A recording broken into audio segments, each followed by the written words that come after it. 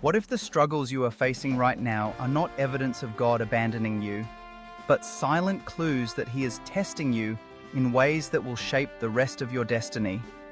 Because one of the shocking truths about God is that He often disguises His greatest lessons inside seasons of silence, discomfort, and hidden pressure.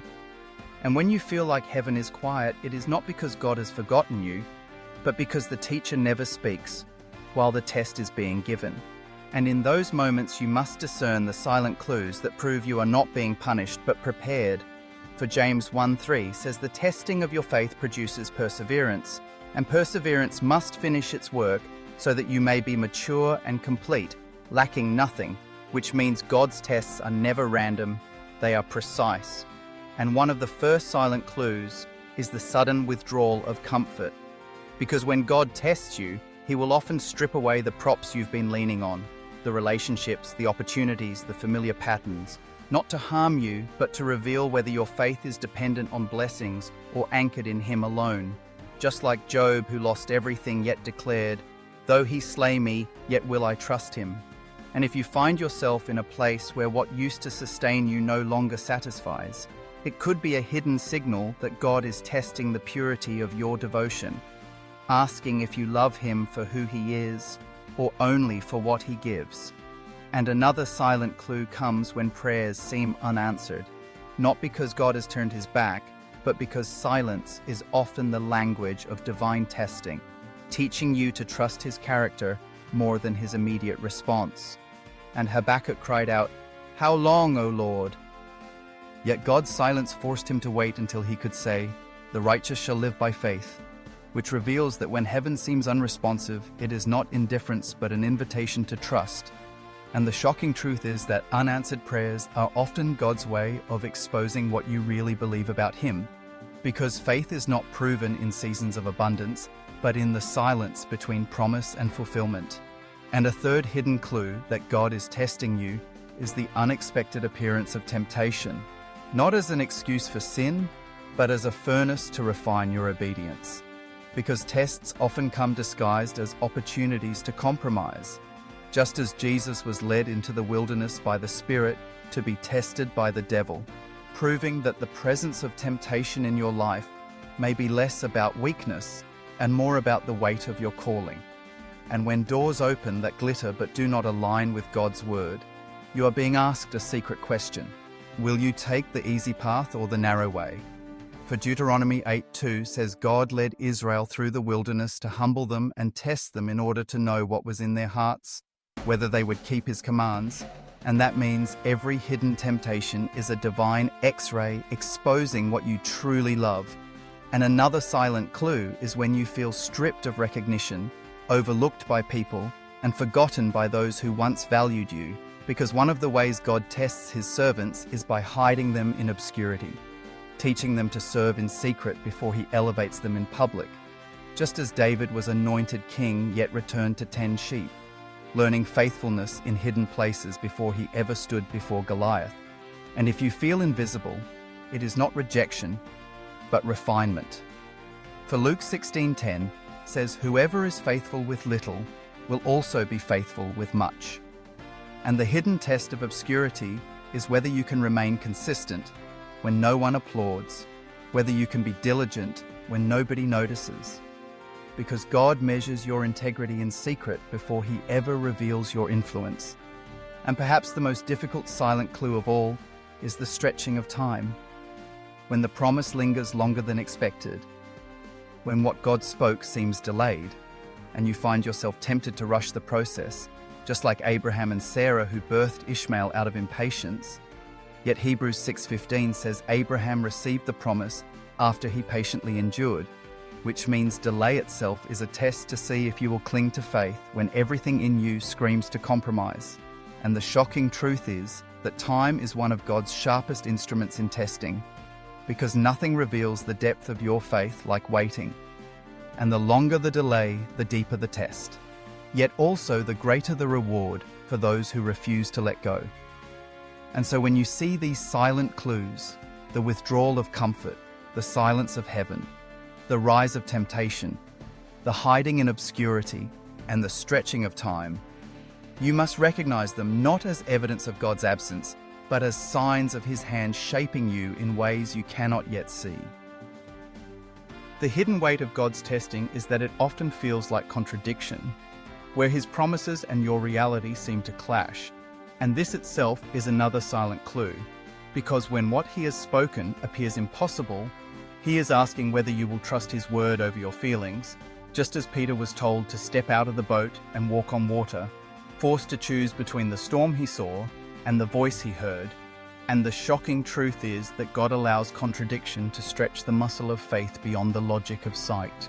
For 2 Corinthians 5:7 reminds you that you walk by faith and not by sight, which means the more your circumstances scream no, the more heaven is testing whether your heart will whisper yes to His promises. And yet another silent clue is the sudden intensifying of opposition, because tests are never designed to be gentle. They are forged in the fires of resistance. And when enemies rise without reason, when attacks come out of nowhere, when spiritual warfare increases, it is rarely random, for often the fiercest battles come right before breakthrough, and God uses opposition to reveal whether you will rely on your own strength or on the weapons of the Spirit. And Paul said in Ephesians 6:12 that we wrestle not against flesh and blood but against rulers, authorities, and powers of darkness, which means the sudden flood of resistance around you is not proof that you are failing, but that you are being measured, refined, and elevated. And the hidden test inside opposition is whether you will curse the darkness or declare the light, whether you will crumble under pressure or cling to the victory Christ already won. And even betrayal itself can be a silent clue, because sometimes God allows people you trusted to walk away or even wound you, not to break you, but to expose where your security truly rests. Just as Jesus was betrayed by Judas, yet used that very betrayal to fulfill His greatest assignment, proving that even the sharpest wounds may secretly be divine tools carving you closer to purpose. And when you feel crushed by the sting of rejection or the shock of betrayal, God may be watching to see if you will choose bitterness or forgiveness, resentment or release, because Luke 6:28 calls you to bless those who curse you and pray for those who mistreat you. And how you respond in that hidden place becomes the measure of whether you pass the test. And still another clue is the refining of motives. For God will allow situations that expose why you are really serving Him, whether for applause, reward, or recognition, or simply because He is worthy. And this is the secret that many miss, that tests are not always about what you do, but why you do it. And 1 Samuel 16:7 says, "Man looks at the outward appearance, but the Lord looks at the heart," which means God's exams are aimed at motives more than methods. And you may be doing the right thing with the wrong heart. So He applies pressure until the hidden intentions are revealed. And in those moments, the Spirit whispers, "Are you serving me for my glory or your own?" And this question becomes the dividing line between the lukewarm and the faithful, between those who pass the test and those who only perform. And perhaps the most startling clue of all is when God's test requires surrender, when He asks you to place your Isaacs on the altar, to let go of the very thing you love most. Because nothing tests faith like the demand for sacrifice. And Abraham's willingness to raise the knife over Isaac in Genesis 22 was the silent proof that his trust in God was greater than his attachment to blessing. And sometimes the shocking truth is that what God asks you to release is not because He wants to take it away, but because He wants to see if He can trust you with more.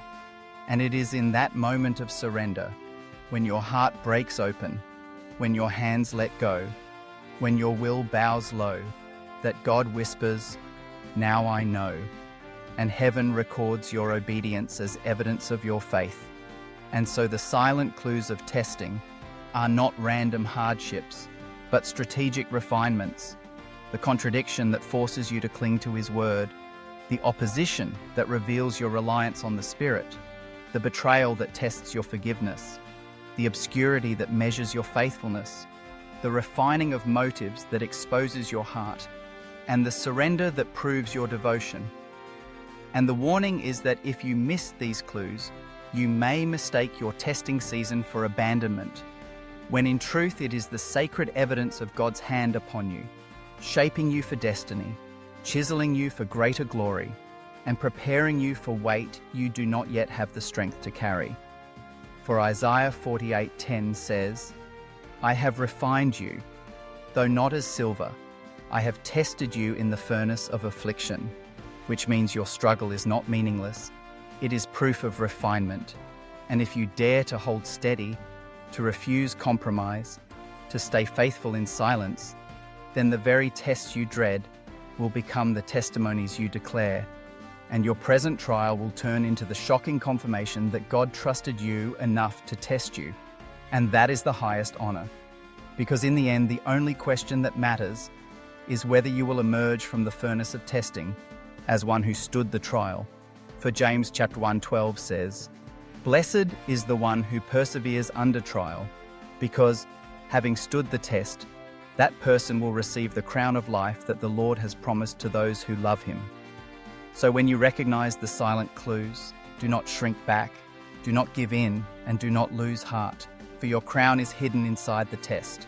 Your breakthrough is buried inside the pressure, and your destiny is secretly being forged in the fire you are walking through right now.